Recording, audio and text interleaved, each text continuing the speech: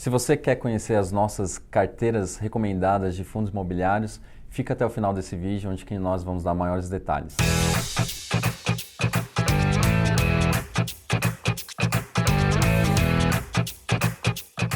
Olá, tudo bem? Bom, estamos aqui mais uma vez, aqui junto com o Gabriel.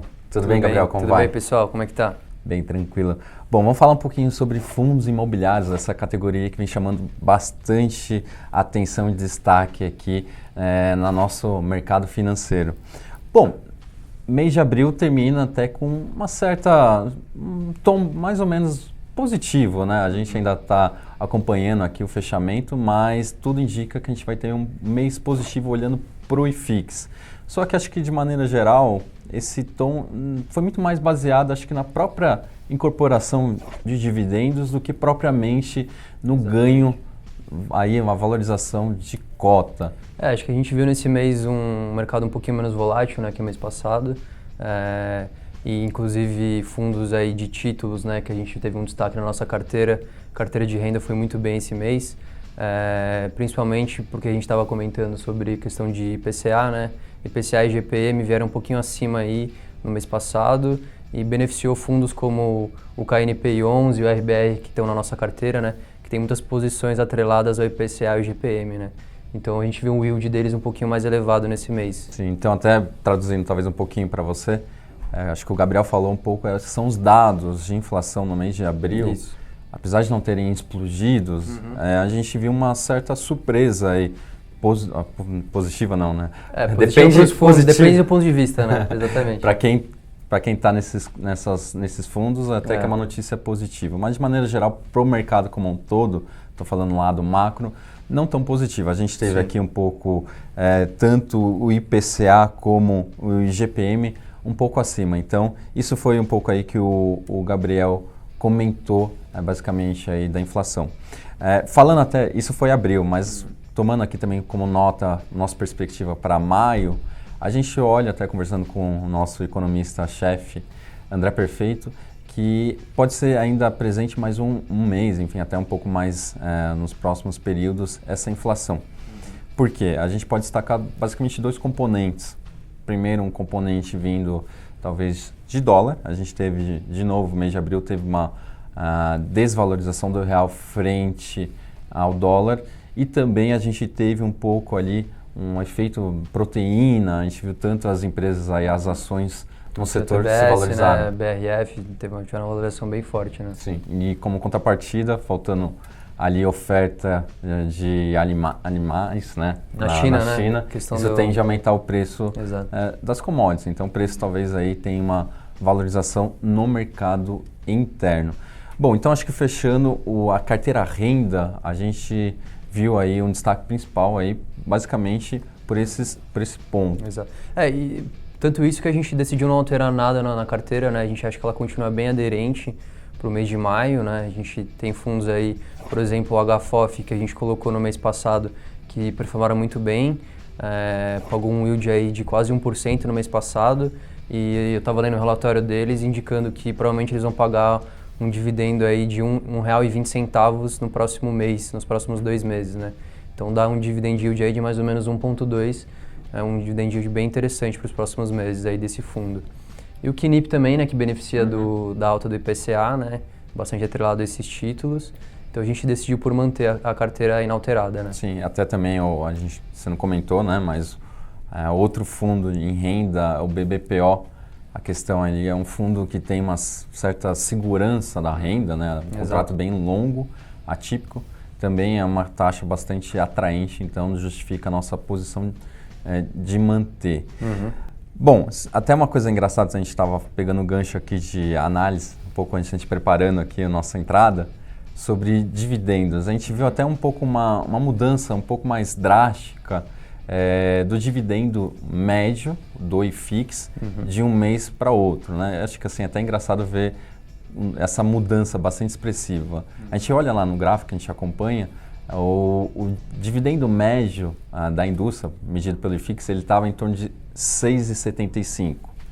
E de um dia para outro, ele passa a 7,25. O que foi essa mudança? Essa mudança expressiva é função do BRCR11, né, que é inclusive um fundo que estava na nossa carteira, que ele fez uma distribuição extraordinária de um dividendo de R$10 por cota, né, que foi em função da venda de ativos do fundo, né. Então, como ele tem uma participação aí bem importante no IFIX, é 4,5%, né? Se você expurgasse esse efeito, basicamente é a explicação. Então, esse é até onde está olhando assim como um todo, não é que talvez o IFIX, quando você compara o dividendo, ele ficou mais barato porque o dividendo aumentou. Acho que esse é muito mais só um efeito extraordinário. É um efeito isolado de um fundo só, né? Que tem um peso um pouco maior no IFIX. Sim.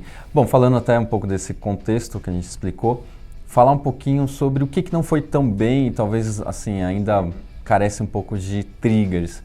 A carteira basicamente de ganho de capital, ela que nem a gente comentou no outro vídeo, se você não acompanhou, convido aqui para vocês acompanharem no vídeo anterior, a gente explicou mais detalhadamente qual que são as estratégias, características de cada um. Mas a carteira de ganho de capital, ela tem, falta triggers, mais contexto macro. Então, abril como um todo, eu acho que, de maneira geral, não foi um mês muito bom. Porque, primeiro, que nem a gente forçou bastante, a inflação veio mais alta. A gente também teve dados também de aumento de desemprego, então estava uma taxa de 12,4%. 12,7%, né? Saiu hoje o indicador aí mostrando aumento no desemprego de novo, né? Segunda vez consecutiva que isso está acontecendo. Sim, isso é negativo para... exatamente. Inclusive, a gente viu aí no Boletim Focus, comparando com o começo do mês, que a gente estava com uma taxa de PIB esperada para 2019 de 2%, já está agora perto de 1,70, né? Então, você tem uma precificação do mercado aí um pouco mais pessimista para esse ano, né?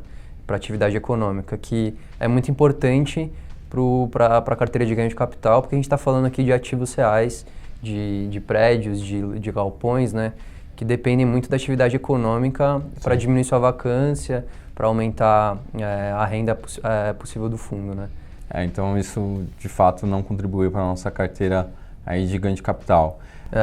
A gente, assim, até falando um cenário um pouco macro, a gente tem um tom otimista para médio e longo prazo, mas assim, de curto prazo, a gente vê que, de fato, a atividade se mostra bastante fraca e acho que tende a ficar por um período ainda um pouco mais nebuloso, extenso aí no curtíssimo prazo. A gente olha muito a questão aí da reforma da Previdência.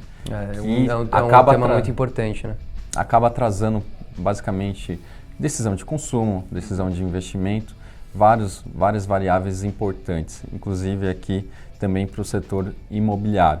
Mas assim, eu acho que os fundos imobiliários como classe de ativos é uma classe que basicamente todos os investidores deveriam ter, tá? Acho que é uma questão muito interessante, seja a sua forte regularidade de dividendos de maneira geral para quase toda a indústria, isenção fiscal. Então, assim, acho que a gente tem que adotar esse tom aqui bastante positivo com o setor. E, inclusive, até também é bastante interessante que o fundos imobiliários está, teoricamente, aí na graça do mercado. A gente viu uma série aí de fundos iniciando, pedindo o protocolo de registro ou também finalizando durante esse mês, né? Então, o setor como um todo está bastante aquecido. Exatamente.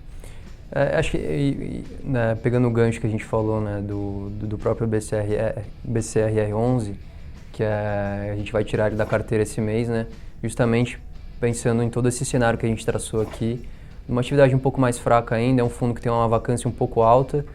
Ela diminuiu um pouco desde que a gente introduziu ele na carteira, né, ele está na carteira faz bastante tempo. Sim.